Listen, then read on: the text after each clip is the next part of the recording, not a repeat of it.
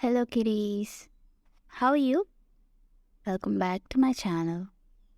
Today I'm going to tell you a good story, The Velveteen Rabbit. A soft and fluffy velveteen rabbit lived in a toy box in a boy's room.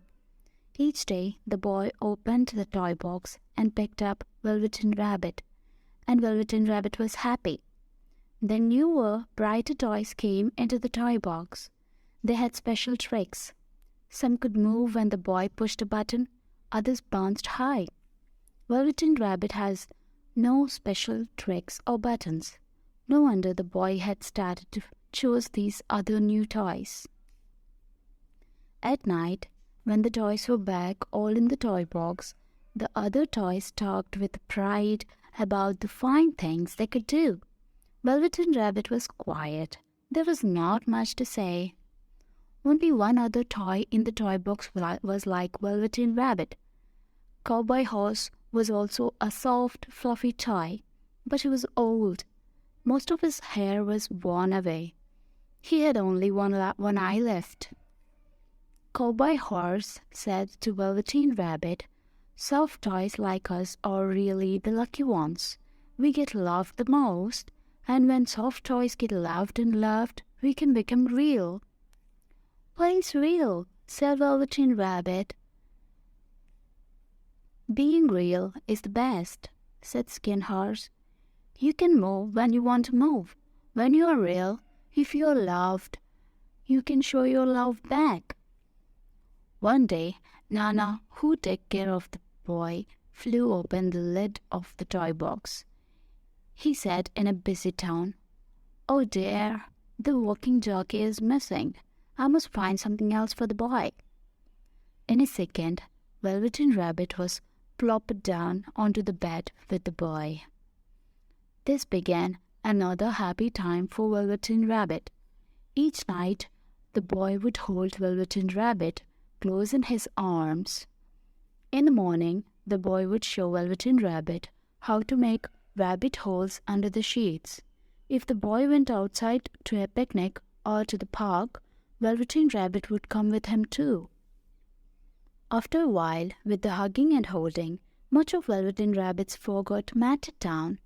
Its pink nose grew less pink with all the boy's kisses. But Velveteen Rabbit did not care. It was happy. One day the boy became sick. His forehead got very hot. The doctor came and went. Nana walked back and forth in fear. Day after day, the boy stayed in bed. There was nothing for Velveteen Rabbit to do but to stay in bed too, day after day. Then at last, the boy got better. Such a joy in the house. The doctor said the boy must go to the shore.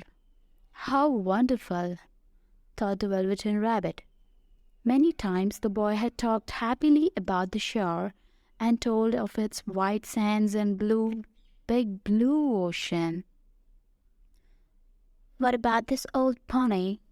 Nana asked the doctor. "That old thing," said the doctor, "is full of scarlet fever germs. Burn it at once. Get him a new bunny."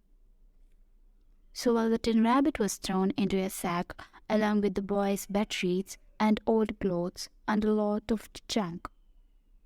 The sack was carried to the backyard. The gardener was told to burn the whole thing. But the gardener was too busy with picking the beans and peas before nightfall, so he left the sack behind. "I'll take care of it tomorrow," he said. The sack was not tied on the top, and Velveteen Rabbit fell out. The next day, when the gardener picked up the sack to take it away to be burned, Velveteen Rabbit was not in it. Then it started to rain. Velveteen Rabbit was so sad, so far away from the boy, never again to be nice and cozy together, and now soaking wet. A tear fell from Velveteen Rabbit's eye over his cheek. It plopped onto the grass. All at once, at the spot where the tear fell, a flower grew up. Then the bud of the flower opened. A tiny fairy. "Little Rabbit," said the fairy, "do you know who I am?" I wish I did, said Velveteen Rabbit. I'm the fairy that takes care of toys that are well loved, said the fairy. But then Velveteen Rabbit was shabby and grey. The boy had loved off all its whiskers. The pink lining in the ears had long turned grey. Its brown spots, once fresh and bright, were now faded and hard to see. It is time now for me to make you real, said the fairy. I think I remember real, said Velveteen Rabbit. No. What was it Cowboy Horse said? Oh, yes. When you are real, you can move when you want to move. If you are loved, you can love back. With one touch of fairies with the hand, Velveteen Rabbit felt different, tickly. All of a sudden, each one of its two legs, sewn together tight, could move. A fly landed on Velveteen Rabbit's head, and it was itchy, as quick as the wink. That foot was up at the Velveteen Rabbit's head to scratch it off. So this is being real.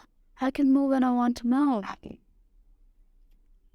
I'll show you some new friends, said the fairy, and the fairy took Velveteen Rabbit where several rabbits ran and hopped about. Soon they were all great friends. Time went by, the boy was back from the shore. He was all better now. One day the boy went to the backyard to play from the trees nearby. A few rabbits hopped out. One rabbit was brown all over and another one was all white. A third rabbit had brown spots, most of them faded. That one hopped to the closest to the boy. The boy thought, "Why, this rabbit looked just like my old bunny that was lost when I was sick. I loved that bunny." What he didn't know was that it was his very own bunny come back to see the boy, for he was the reason the Velveteen Rabbit had become real. How do you feel the story is? Good, right? Thank you for listening to me. Bye-bye, kitties.